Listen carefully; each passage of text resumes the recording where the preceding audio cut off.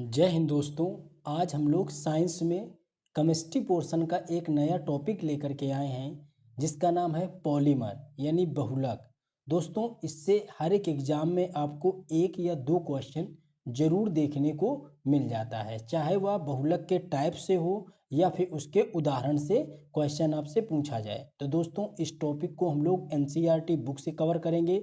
पूरा का पूरा टॉपिक आप देखिएगा और उसका ज़रूरत के अकॉर्डिंग आप इसका शॉर्ट में नोट्स साथ में बनाते चलिए। दोस्तों, बहुत अच्छा टॉपिक है और इससे क्वेश्चन आपसे पूछे ही पूछे जाते हैं। आप परेशान होने की ज़रूरत नहीं है। आप इसी तरीके से इसका नोट्स बना लीजिए और इसका रिवीजन करेंगे एक दो बार, तो आपको ये बिल्कुल आसानी से याद हो जाएगा। हम लोग इसको बिल्कुल आसान शब्दों में आज डिस्कस करेंगे, आपको समझाने का प्रयास करेंगे जिससे कि आप इससे जितने भी क्वेश्चन बने आप उनको आसानी से टैकल कर पाओ। तो चलिए दोस्तों, आज की क्लास हम लोग शुरू करते हैं। उससे पहले जो लोग चैनल पे नए आए हैं वो लोग वीडियो को लाइक कर दें, चैनल को सब्सक्राइब करें और बेल आइकन को प्रेस ज़रूर करें ताकि जिससे आगे जितने भी वीडियो बनाएं उनका नोटिफिकेशन आपको मिले और आप मेरी क्लासों का लाभ उठा सकें। चलिए शुरू करते हैं। पॉलीमर क्या होता है, बिल्कुल बेसिक से हम लोग शुरू करेंगे कि बहुलक किसे कहते हैं, क्या विशेषता है। तो पॉलीमर क्या होता है यानी बहुलक किसे कहते हैं, तो समझते हैं। बहुलक उच्च अणुभार वाले पदार्थ होते हैं जो अनेक छोटे छोटे अणुओं के परस्पर संयोग से बने होते हैं, उन्हें बहुलक कहते हैं। यानी कि बहुलक का निर्माण कई छोटे छोटे पदार्थों के मिलने से होता है, एक बहुलक बनता है। कहने का इस परिभाषा का ये मतलब है, ठीक है। और इस प्रक्रिया को क्या कहते हैं, बहुलकीकरण कहा जाता है। यानी पॉलीमर की परिभाषा क्या निकल के आई कि यह उच्च अणुभार वाले पदार्थ होते हैं जो छोटे छोटे अणुओं के संयोग से मिलकर बनते हैं। यानी कई छोटे छोटे अणु होंगे, उनके मिलने पे क्या बनता है, एक बहुलक तैयार होता है। उदाहरण के तौर पे पॉलीथीन एक बहुलक है। अब पॉलीथीन के निर्माण में कौन कौन से मोनोमर इस्तेमाल हुए हैं, एकलक इकाइयाँ इस्तेमाल हुई हैं, उसको हम लोग आगे पढ़ेंगे। नायलॉन एक बहुलक है, रबड़ एक बहुलक है, बेकेलाइट एक बहुलक है। ये सभी बहुलक के उदाहरण हैं, ठीक है। हम आगे पढ़ेंगे कि बहुलक कितने प्रकार का होता है, संश्लेषित कैसे होता है, कृत्रिम किसको कहते हैं, अर्ध संश्लेषित किसे कहते हैं, प्राकृतिक किसे कहते हैं। ये सब टाइप हम आगे आपको समझाएंगे। अभी हमने समझा कि बहुलक के उदाहरण है। तो बहुलक की क्या परिभाषा निकली कि छोटे छोटे उच्च अणुभार वाले अणुओं से मिलकर के एक बहुलक का निर्माण होता है। जैसे एक पॉलीथीन का निर्माण हुआ, तब एक पॉलीथीन बनाने के लिए कौन कौन से छोटे छोटे अणु थे जिससे पॉलीथीन का निर्माण हुआ, उस चीज़ को यहाँ पे हम लोग समझते हैं। तो क्या है कि जिससे जो छोटे छोटे अणुओं से मिलकर के एक पॉलीथीन बनी। यानी कि कहने का मतलब ये देखो, आप यहाँ चित्र में समझ लो, जैसे ये एक पॉलीमर है या एक बहुलक है। अब बहुलक को जिन छोटे छोटे अणुओं से मिलकर के बनाया गया उनको कहा जाता है मोनोमर। मोनोमर का मतलब होता है एकलक इकाई। एकलक इकाई का मतलब होता है जिन अणुओं से, जिन पदार्थों से मिल करके वो बहुलक बना है उनको हम लोग मोनोमर कहते हैं, एकलक इकाई कहते हैं। आपने देखा कि कई छोटे छोटे अणुओं से मिलकर के एक बहुलक का निर्माण हुआ है। तो ये जो छोटे छोटे अणु थे इनको कहा गया मोनोमर यानी एकलक इकाई। बात समझ में आ गई कि बहुलक के निर्माण में जो सरल अणु सक्षम होते हैं उन्हें एकलक इकाई के नाम से जाना जाता है। इंग्लिश में इसको मोनोमर कहते हैं। जैसे पॉलीथीन है, पॉलीथीन का फार्मूला क्या होता है, तो C2H4 होल ट्वाइस N होता है। ये होता है पॉलीथीन का फार्मूला। तो इसको आप नॉलेज के बेस पे याद रख सकते हो कि पॉलीथीन का फार्मूला क्या होता है, C2H4 का होल N होता है, ठीक है। अब ये बना किससे, तो पॉली प्लस एथीन से बना, ठीक है। तो एथीन क्या है, एकलक इकाई है। यानी कि एथीन का फार्मूला C2H4 होता है। यानी कि कई एथीन के अणु आपस में जब मिले, ठीक है, आपस में जब मिले उनका बहुलकीकरण किया गया, तब जाकर के एक हमारा बहुलक तैयार हुआ। तब हमारा जाकर के एक बहुलक तैयार हुआ, तब हमारी पॉलीथीन तैयार हुई। तो कहने का मतलब आप समझ गए होंगे कि कई जब एथीन के अणु आपस में मिले तब जाकर के हमारी पॉलीथीन बनी। क्यों? क्योंकि पॉलीथीन बनने की जो एकलक इकाई है, जो पॉलीथीन बनने का जो मोनोमर है, वो क्या है? तो वो एथीन है। क्या है? एथीन। तो ये चीज़ आप समझ गए कि हमने आपको ऊपर बताई बहुलक की क्या परिभाषा होती है कि कई उच्च अणु वाले पदार्थ होते हैं जो अनेक छोटे छोटे अणुओं से मिलकर के बने होते हैं, उन्हें बहुलक कहते हैं। और ये जो प्रोसेस पूरा होता है, यह बहुलकीकरण कहलाता है। उदाहरण समझ लिए, बहुलक का जो निर्माण करने की जो इकाई होती है उसको बोला जाता है मोनोमर, उसी को बोलते हैं एकलक इकाई, मोनोमर। ठीक है, यानी कि जब कई मोनोमर मिलेंगे तब एक बहुलक का निर्माण होता है। अब देख लेते हैं कि बहुलक की खोज 1833 में वजीलियस ने करी। किसने करी? तो वजीलियस ने 1833 में बहुलक की खोज करी। बहुलक का परमाणु भार कितना होता है? तो इसका फिक्स नहीं होता है। 10 की पावर 3 से लेकर के 10 की पावर 7 यू के बराबर, इसमें यू का मतलब है यूनिट, इकाई। 10 की पावर 3 से 10 की पावर 7 यूनिट तक इसका क्या होता है? परमाणु भार होता है। बहुलक बनने की प्रक्रिया क्या कहलाती है? तो बहुलकीकरण कहलाती है। ये बात आपने अच्छे से समझ ली है। किसके बारे में? बहुलक के बारे में। बिल्कुल नॉर्मल सी परिभाषा है, पूरा एनसीईआरटी बेस्ड है, आपको परेशान होने की ज़रूरत नहीं है। आप इसको बिल्कुल आराम से पढ़िए। ठीक है, जितनी भी क्लास, अगर आपको ये लग रहा हो कि क्लास की स्पीड कम है तो आप उसको 1.5x में लगा लीजिए या 2x में लगा करके आप इसको स्पीड बढ़ा करके आप सुन लीजिए, और नोट्स आप वीडियो स्टॉप करके बनाते चलिए। अब हम लोग देख रहे हैं यहाँ पे कि बहुलक के प्रकार। तो बहुलक कितने प्रकार का होता है यह हमें समझना है। तो देखिए, बहुलक कई टाइप्स के होते हैं। बहुलक का अगर देखा जाए तो इसके 6 टाइप्स हैं। हमको एग्जाम में हमारे लिए कौन सी इंपॉर्टेंट है वो सबसे ज़्यादा महत्वपूर्ण है। देखिए, एक होता है स्रोत के आधार पे, एक होता है एकलक इकाई यानी यूनिट के आधार पे जिससे निर्माण होता है बहुलक का। बहुलकन के प्रकार के आधार पे, संरचना के आधार पे, बहुलकन का तापमान और व्यवहार के आधार पे। इसके अलावा एक और होता है आणविक बलों के आधार पे। लेकिन आपके लिए जो इम्पोर्टेंट है, जिससे अभी तक एग्जाम में क्वेश्चन पूछे जाते हैं, वो कौन सा है? तो वो सिर्फ आपसे पूछा जाता है कि स्रोतों के आधार पे। स्रोतों के आधार पे जो बहुलक के प्रकार हैं, उन्हीं से आपसे क्वेश्चन एग्जाम में फ्रेम करता है, पूछता है। तो हमको जो ये नीचे वाले लिखे हैं, ये 5 आपको नहीं पढ़ने हैं। हमको सिर्फ पढ़ना है स्रोतों के आधार पे। ये यहाँ पे फिर बनाने की हमें ज़रूरत क्यों थी? तो बनाने की ज़रूरत हमें इसलिए पड़ी कि अगर आपसे कोई पूछ दे कि बहुलक कितने टाइप्स का होता है, तो आप उसको बता सकते हो कि सर बहुलक स्रोत के भी आधार पे होता है, एकलक इकाई के भी आधार पे होता है, संरचना के आधार पे भी होता है, आणविक बलों के आधार पे भी होता है। कई उसके टाइप्स हैं। ठीक है, जिसमें से आप स्रोतों के आधार पे उसको बताओगे कि सर 3 टाइप का होता है। एक होता है प्राकृतिक, एक होता है संश्लेषित, एक होता है अर्ध संश्लेषित। संश्लेषित को ही हम लोग कहते हैं कृत्रिम बहुलक। किसको कहते हैं? कृत्रिम बहुलक। ठीक है, इसको याद रखिएगा, कृत्रिम बहुलक कहते हैं। तो ये चीज़ हमारे समझ में आ गई कि बहुलक स्रोतों के आधार पे 3 टाइप की होती है, और इन्हीं 3 टाइप को हमको अच्छे से पढ़ना है। इन्हीं 3 टाइप से एग्जाम में क्वेश्चन आता है, और ये जो हमने आपको बताया, इनसे हमें क्वेश्चन नहीं पूछा जाता आपके लिए। ठीक है, तो इनको हम लोग छोड़ देंगे, स्किप करेंगे, और आगे हम लोग अब पढ़ेंगे स्रोतों के आधार पे जो बहुलक 3 टाइप के होते हैं उनको कैसे डिफाइन किया गया, वो हम लोग आगे देखते हैं। चलिए, देख लिया हमने कि स्रोतों के आधार पे बहुलक के प्रकार। अब स्रोतों के आधार पे हमने देखे यहाँ पे बहुलक कितने प्रकार के हैं, तो 3 प्रकार के हैं। स्रोतों के आधार पे बहुलक कितने प्रकार के हैं? 3 प्रकार के। इन्हीं 3 प्रकारों से क्वेश्चन आता है, और इन्हीं 3 प्रकारों को हमें अच्छे से पढ़ना है। जैसे यहाँ पे एक प्रकार है प्राकृतिक बहुलक का। एक प्रकार क्या है? प्राकृतिक बहुलक का। इस प्रकार को हम लोग समझने वाले हैं कि प्राकृतिक बहुलक एक है, दूसरा है कृत्रिम या संश्लेषित, तीसरा है अर्ध संश्लेषित। ठीक है, ये किसके आधार पे पढ़ रहे हैं? ये हम लोग पढ़ रहे हैं स्रोतों के आधार पे। तो पहला प्रकार हो गया प्राकृतिक बहुलक, दूसरा हो गया कृत्रिम बहुलक, तीसरा हो गया अर्ध संश्लेषित बहुलक। कृत्रिम बहुलक को ही हम लोग कहते हैं संश्लेषित बहुलक। ये भी बात आपके अच्छे से देखिए, रटना नहीं है, बिल्कुल सिस्टम से चीज़ें पढ़नी है। जब आप सिस्टम से चीज़ें पढ़ते चले जाओगे तो आपको थ्योरी भी बड़ी आसान लगेगी समझना। बिल्कुल हम नोट्स को इस तरीके से डिजाइन करते हैं ताकि आपको समझने की ज़रूरत ना पड़े ज़्यादा। ठीक है, वरना आप पढ़ तो बुक से भी सकते हैं, बुक्स में इससे अच्छा कंटेंट होता है, लेकिन उन चीज़ों को हम क्या करते हैं कि वहाँ से छांट करके, एनसीईआरटी बुकों से छांट करके आपके लिए पीडीएफ तैयार करते हैं, फिर वीडियो को रिकॉर्ड करते हैं।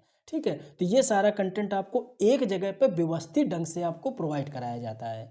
आप हिस्ट्री, पॉलिटी, साइंस में जो भी वीडियो आप देखेंगे सारे मेरे एनसीईआरटी बेस्ड होंगे। आप प्लेलिस्ट में जाइए, जो वीडियो आपको देखना है आप वहाँ से जा करके हिस्ट्री के प्लेलिस्ट में जाएंगे तो हिस्ट्री का वीडियो देखेंगे, और अगर साइंस में जाएंगे तो साइंस का वीडियो। इस तरीके से आप अच्छे से कवर कर पाएंगे। तो चलिए अब हम लोग देखते हैं प्राकृतिक बहुलक क्या होते हैं। तो ऐसे बहुलक जो प्रकृति से प्राप्त होते हैं उनको प्राकृतिक, यानी कि जो नेचर हमें प्रदान करता है वो प्राकृतिक बहुलक होते हैं। जैसे स्टार्च, ठीक। अब स्टार्च किस में मिलता है? तो स्टार्च किस में होता है? आलू में भी तो स्टार्च होता है। प्रोटीन, प्रोटीन भी हमें खाने से मिलता है। सेल्यूलोज, प्राकृतिक रबर और न्यूक्लिक अम्ल, ये सब होते हैं प्राकृतिक बहुलक, ठीक है। इनको हमें किसी तरीके से लैब या फिर किसी तरीके से कृत्रिम तरीके से या इनको संश्लेषित करके हमें प्राप्त नहीं करना होता, ये हमें डायरेक्टली नेचर से ही प्राप्त हो जाते हैं। इनको कहते हैं प्राकृतिक बहुलक। अब समझते हैं कृत्रिम या संश्लेषित बहुलक, यानी ऐसे बहुलक जो मानव द्वारा प्रयोगशाला में तैयार किए जाते हैं उनको क्या कहते हैं? संश्लेषित या कृत्रिम बहुलक के नाम से जाना जाता है। जैसे पॉलीथीन। अब पॉलीथीन तो प्रकृति से नहीं मिलती है, इसको तो मानव ने ही निर्मित किया है, मानव ने ही बनाया है। और पॉलीथीन बनाने का जो प्रोसेस था हमने बताया था कैसे बना। तो एथीन को जब कई अणुओं को जोड़ा गया और उसका बहुलकीकरण किया गया तब जाकर के पॉलीथीन बनी। तो अगर आपसे एग्जाम में पूछ ले कि पॉलीथीन की एकलक इकाई बताइए, यानी पॉलीथीन का मोनोमर बताइए, तो आप क्या लिखेंगे? Sir ethene. क्यों? क्योंकि कई जब एथीन मिलते हैं उनको बहुलकीकरण किया जाता है तब हमारी पॉलीथीन का निर्माण होता है। तो ये लैब में किया जाता है, प्रयोगशाला में तैयार किया जाता है। ऐसे नायलॉन हो गया, ऐसे पीवीसी हो गई, बेकेलाइट हो गई, संश्लेषित रबड़ हो गई और टेफ्लॉन हो गया। देखो यहाँ पे समझने वाली बात ये है कि संश्लेषित रबड़ किस में आएगी? संश्लेषित बहुलक में। और प्राकृतिक रबड़ किस में आएगी? प्राकृतिक बहुलक में। बिल्कुल याद रखिएगा, अगर आपसे क्वेश्चन पूछ ले रबड़ कैसा बहुलक है तो आप तुरंत लगाना सर प्राकृतिक बहुलक है। अगर पूछ ले संश्लेषित रबड़ कैसा बहुलक है तो आप बताएंगे सर कृत्रिम बहुलक है। पूछे कि प्राकृतिक रबर कैसा है तो प्राकृतिक बहुलक है। यहाँ तक आप समझ गए होंगे। अब हम लोग समझते हैं अर्ध संश्लेषित बहुलक। जब प्राकृतिक बहुलकों की रासायनिक पदार्थों के साथ क्रिया करा करके एक नवीन बहुलक बनाया जाता है तब क्या होता है? तब हमारा बनता है अर्ध संश्लेषित बहुलक। यानी जो प्राकृतिक बहुलक हैं जो हमने ये पढ़े, ठीक है, इन बहुलकों को जब रासायनिक क्रिया करा करके रासायनिक क्रिया पदार्थों के साथ कराई जाती है तब एक नवीन बहुलक बनता है, उसी को हम लोग बोलते हैं अर्ध संश्लेषित बहुलक। और ये होते हैं जैसे सेलुलोज नाइट्रेट, रेयान या सेलुलोज एसीटेट। आपको इसमें दो नाम याद रखने हैं, सेलुलोज नाइट्रेट और रेयान। ये डायरेक्ट एग्जाम में आते हैं तो आप इनका नाम। और सबसे ज़्यादा जो क्वेश्चन आपसे पूछा जाता है, अगर आप सीरियस होकर पढ़ रहे होंगे और आपने एग्जाम दिए होंगे तो आपको बहुत अच्छे से पता होगा, इनसे क्वेश्चन आता है। ऑप्शन में दे देता है और पूछता है कि बताइए निम्नलिखित में से कौन सा प्राकृतिक बहुलक का उदाहरण नहीं है। इस तरीके से देता है, ऑप्शन देता है बेकेलाइट, प्रोटीन, प्राकृतिक रबर, न्यूक्लिक अम्ल, टेफ्लॉन। तो आपको उसी में छांटना होता है। तो इस तरीके से क्वेश्चन फ्रेम होते हैं। आप देखिए हमारी बात समझिए, पढ़ने से कहीं ज़्यादा इम्पोर्टेंट ये होता है कि हमें छोड़ना कितना होता है। बुक आप इतनी बड़ी बुक में से बायोलॉजी से अगर एग्जाम में 10 से 12 क्वेश्चन बनाता है, अब चैप्टर तो 20 हैं लेकिन 10 से 12 क्वेश्चन कहाँ से बन के आ रहे हैं ये बहुत महत्वपूर्ण होता है। तो आप कंटेंट कैसा है, यूट्यूबर या टीचर आपको कंटेंट कैसा प्रोवाइड कर रहे हैं उसका आकलन आप स्वयं करिए। आप उस टॉपिक को पढ़ने के बाद जा कर के उसका MCQ वगैरह लगाइए, फिर देखिए आप उन चीज़ों को टेकल कर पा रहे हैं, हैंडल कर पा रहे हैं, डील कर पा रहे हैं या नहीं, या जो पढ़ाया गया है आपको वो उससे क्वेश्चन आप बना पाते हैं या नहीं। अगर नहीं बना पाते तो क्लास मत लो, अगर बना रहे हैं तो बहुत बेहतर है, आप उसका कंटेंट बिल्कुल कंटिन्यू ढंग से पढ़िए, ठीक है। समय मत बर्बाद मत करो, ये बार बार आपको अच्छे से समझा रहे हैं, ठीक है। अब हम लोग आगे देख रहे हैं, यहाँ तक हमने समझ लिया। अब हम लोग जो अभी हमने पढ़ा कि बहुलक के प्रकार, बहुलक के प्रकार हमने देख लिए। अब हमको एक एक बहुलक के यहाँ पे इम्पोर्टेंट जो चीज़ें हैं कि जैसे स्टार्च का निर्माण, या फिर जो एग्जाम में पूछा जाता है, जैसे पूछता है रबड़, रबड़ का यूनिट क्या है, यानी मोनोमर क्या है, एकलक इकाई क्या है, रबड़ को बनाने में किस मोनोमर का यूज किया जाता है, उससे क्वेश्चन आता है। रबड़ के प्रकार से क्वेश्चन आता है, पॉलीथीन, टेफ्लॉन, बेकेलाइट, इनसे क्वेश्चन आता है। तो हम इन चीज़ों को आपको एक एक करके इनके प्रकार और इनको बनाने में किस मोनोमर का यूज हुआ है उनके बारे में आपको आगे बताएंगे। तो पूरा वीडियो आप देखिए, स्किप मत किया करिए, वीडियो को आप पूरा देखा करिए, ठीक है। और भले ही आप उसकी स्पीड को बढ़ा लें और उसके बाद देखें। अब समझते हैं हम लोग यहाँ पे कि महत्वपूर्ण बहुलक तथा उनके एकलक इकाई यानी उनका मोनोमर क्या है। जैसे रबर, अब रबर को बनाने में किस मोनोमर का इस्तेमाल किया है, यानी कि रबर को बनाने में किसका, जैसे मोनोमर इसका क्या है। जैसे रबड़ को बनाने में लेटेक्स का यूज किया जाता है, किसका, लेटेक्स का यूज किया जाता है। यानी जब कई लेटेक्स के कई अणुओं को मिलाया जाएगा, उनका बहुलकीकरण किया जाएगा, जब इनको कई अणुओं को मिला करके उनका बहुलकीकरण किया जाएगा, तब हमको प्राप्त होगी क्या, रबड़। तब हमें क्या प्राप्त होगी, प्राकृतिक रबड़ प्राप्त होगी। तो रबर को बनाने में उसका मोनोमर क्या है, उसकी एकलक इकाई क्या है, तो लेटेक्स। ये क्वेश्चन आपसे पूछता है कि लेटेक्स से ही रबड़ प्राप्त किया जाता है। या एक प्रत्यास्थ बहुलक होता है। प्रत्यास्थ का मतलब है कि अगर आप इस पे बल लगाकर इसको खींचो और इसके बाद आप इसको छोड़ दो तो वह अपनी पुनः स्थिति में आ जाता है, उसको कहते हैं प्रत्यास्थ, ठीक है। तो यह एक प्रत्यास्थ बहुलक का भी उदाहरण है। यानी कि रबर लेटेक्स पदार्थ से प्राप्त होती है। तो आपने समझ लिया किसका मोनोमर क्या है, तो आप तुरंत बताएंगे सर रबर जो बनाई जाती है वो लेटेक्स से बनाई जाती है और लेटेक्स इसका क्या है, मोनोमर है। यानी कई जब लेटेक्स के अणु मिल करके मिलेंगे, उनका बहुलकीकरण किया जाएगा, तब हमारी रबड़ तैयार होगी। ये तो बात हमने समझ ली। अब यहाँ पे बात समझने की ज़रूरत ये है कि रबड़ सर कितने टाइप का होता है। तो देखो रबड़ का जो टाइप है, तो रबड़ 4 टाइप की मुख्यतः देखी जाती हैं, ठीक है। रबड़ कितने प्रकार की होती है, तो रबड़ 4 टाइप की होती है। एक होती है आइसोप्रीन, एक होती है ड्यूप्रीन, एक होती है नियोप्रीन, एक होता है थायोकाल। तो जो आइसोप्रीन है वह एक नेचुरल रबड़ होता है। वो कैसा होता है, नेचुरल रबड़ का उदाहरण है। और जो लास्ट की जो 3 हमने लिखे, डियोप्रीन, नियोप्रीन और थायोकाल, तो यह एक कृत्रिम या संश्लेषित बहुलक होते हैं। यानी कि इनको लैब में, प्रयोगशाला में इनको तैयार किया जाता है, बहुलकीकरण करके इनको तैयार किया जाता है, इनको लैब में, प्रयोगशाला में तैयार किया जाता है। तो एक जो प्राकृतिक बहुलक है रबड़ का, उसका क्या टाइप है, वो आइसोप्रीन। यानी रबड़ कितने प्रकार की होती है, तो सर रबड़ 4 प्रकार की होती है, जिसमें एक प्रकार का जो होता है वो प्राकृतिक है और उसके 3 टाइप्स कैसे हैं, तो वो कृत्रिम है। यहाँ तक हमने अच्छे से बात समझ ली। सर इतनी बात हमारे अच्छे से समझ में आ गई होगी। चलिए अब हम लोग देखते हैं बेकेलाइट के बारे में। अब बेकेलाइट भी क्या था, एक बहुलक का उदाहरण था। बेकेलाइट किस टाइप का बहुलक था, तो हमने ऊपर पढ़ा है कि सर बेकेलाइट, टेफ्लॉन ये और पॉलीथीन ये सब कैसे हैं, तो ये कृत्रिम बहुलक है, इन्हीं को कहा जाता है संश्लेषित बहुलक। तो अब बेकेलाइट के बारे में हमें पढ़ना है, तो देखते हैं बेकेलाइट, ठीक है। बेकेलाइट के बारे में हम लोग यहाँ पे पढ़ते हैं कि यह पहला मानव निर्मित बहुलक है। यानी कि मानव द्वारा लैब में तैयार किया गया पहला बहुलक कौन सा था, तो पहला मानव निर्मित पहला बहुलक था बेकेलाइट। इसको याद रखिएगा, पहला बहुलक था बेकेलाइट था। अब इसका मोनोमर क्या है, यानी बेकेलाइट को कैसे बनाया गया होगा, तो बेकेलाइट में जब कई छोटे छोटे मोनोमर, क्या है मोनोमर, फिनाइल एंड फॉर्मेल्डिहाइड, इनको जब मिलाया गया, जब इनको मिलाया गया, इनका बहुलकीकरण किया गया, तब जा करके हमारा प्राप्त हुआ बेकेलाइट। तो याद रखिएगा जितने हमने यहाँ पे लिख रखे हैं उनसे क्वेश्चन आता है, इसीलिए मैंने उनको यहाँ पे डिफाइन करने की कोशिश करी है ताकि आप अच्छे से उनको समझ सको, ठीक है। अब देख लेते हैं इसका उपयोग क्या होता है बेकेलाइट का। तो बर्तन के जो आप हैंडल देखते हो, जैसे आप प्रेशर कुकर का आपने हैंडल देखा, तो वो किससे बना होता है, बेकेलाइट से बना होता है।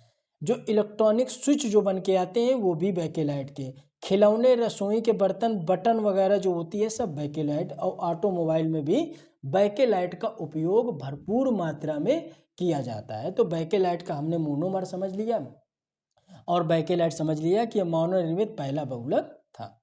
अब हम लोग समझने वाले हैं प्लास्टिक के बारे में। ठीक है, तो प्लास्टिक क्या है, अब इसको हम लोग अच्छे से समझते हैं। तो देखिए कि प्लास्टिक यह संश्लेषित तथा अर्ध संश्लेषित कार्बनिक यौगिक से मिलकर बना होता है। इसे बहुलकीकरण की प्रक्रिया से बनाया जाता है और इसका जो मोनोमर होता है, यानी कि प्लास्टिक को तैयार करने में हमने पॉलीथीन का क्या बताया था, पॉलीथीन का एथीन, और प्लास्टिक का क्या है, तो एथिलीन और प्रोपिलीन के जब कई अणु मिलेंगे और उनका बहुलकीकरण किया जाएगा तब हमारा तैयार होगा प्लास्टिक। ये बात समझ में आ गई कि सर हमने पॉलीथीन को भी समझ लिया, बेकेलाइट को भी समझ लिया, तो अब हमने यहाँ पे प्लास्टिक को भी अच्छे से समझ लिया। अब हम समझते हैं कि प्लास्टिक के सर प्रकार कितने होते हैं। तो देखो प्लास्टिक का जो प्रकार होता है कि ताप के आधार पे इसको डिफाइन किया गया है। किसके? ताप के आधार पे, टेम्परेचर के आधार पे प्लास्टिक के प्रकारों को डिफाइन किया गया है। एक जो होता है इसका, एक होता है थर्मोप्लास्टिक। क्या होता है? एक होता है इसका थर्मोप्लास्टिक। तो इसके प्रकार को हम लोग देखते हैं कि ताप के आधार पे इसको डिफाइन किया गया। एक होता है थर्मोप्लास्टिक और एक होता है थर्मोसेटिंग प्लास्टिक। इसके दो प्रकार हैं। तो जो थर्मोप्लास्टिक होता है यह गर्म करने पर मुलायम होता है तथा ठंडे होने पर कठोर हो जाता है। जैसे जिससे हमारी पॉलीथीन बनी होती है, गर्म करने पे वो मुलायम होती है, लेकिन जब मार्केट में हम लोग पॉलीथीन लेके आते हैं तो क्या होती है, ठोस रूप में होती है। ठीक है, जैसे नायलॉन, जैसे पॉलीविनाइल, जैसे टेफ्लॉन। तो ये सब किसके उदाहरण है? थर्मोप्लास्टिक के उदाहरण है। डायरेक्ट आपसे क्वेश्चन भी देता है भाई इसमें कि निम्नलिखित में कौन सा थर्मोसेटिंग प्लास्टिक का उदाहरण है, या निम्नलिखित में से कौन सा थर्मोप्लास्टिक का उदाहरण है।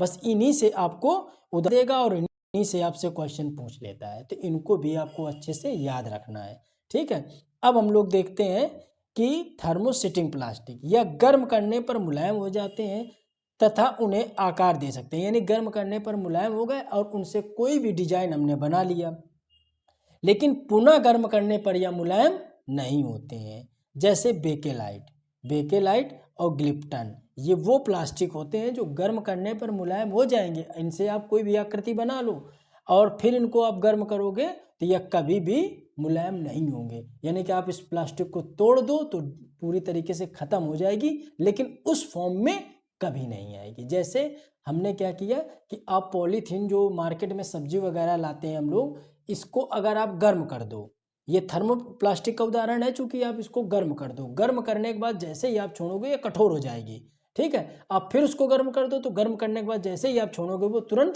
कठोर हो जाएगी। तो ये किस में क्वालिटी है? ये थर्मोप्लास्टिक में है। लेकिन थर्मोसेटिंग प्लास्टिक में क्या होता है कि आप उसको गर्म करके कोई भी आकार उसको दे दो, लेकिन उसके बाद अगर सोचो कि उस आकार को गर्म करके पुनः प्लास्टिक प्राप्त कर ले तो संभव नहीं होता है।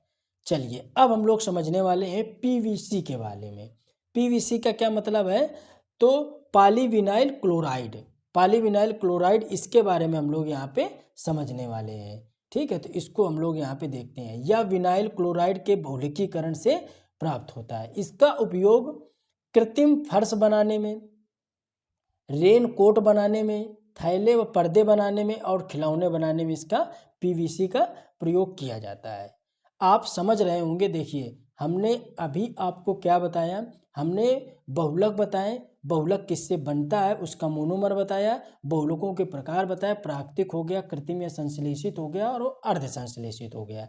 इनमें जो प्राकृतिक में और जो संश्लेषित यानी कि कृत्रिम में, जैसे नेलान, पॉलीथीन, पीवीसी, बेकेलाइट, रबर, ठीक है, जो इनसे क्वेश्चन आता है उनको हम यहाँ पे डिफाइन कर रहे हैं क्योंकि उनका मोनोमर पूछता है आपसे। तो हमने रबर को देख लिया, बेकेलाइट को देख लिया, प्लास्टिक को देख लिया, ऊपर पॉलीथीन को देख लिया था, पीवीसी को देख लिया। अब हम लोग देखने वाले हैं फाइबर को। तो समझते हैं हम लोग फाइबर के बारे में। देखो फाइबर क्या होता है, तो यह एक विशेष प्रकार का क्या होता है, पॉलीमर होता है, यानी बहुलक होता है। ठीक है, यह लंबे धागों के रूप में होते हैं, रेशे प्राकृतिक और कृत्रिम संश्लेषित दोनों प्रकार के होते हैं। यानी कि फाइबर को रेशा बोला जाता है।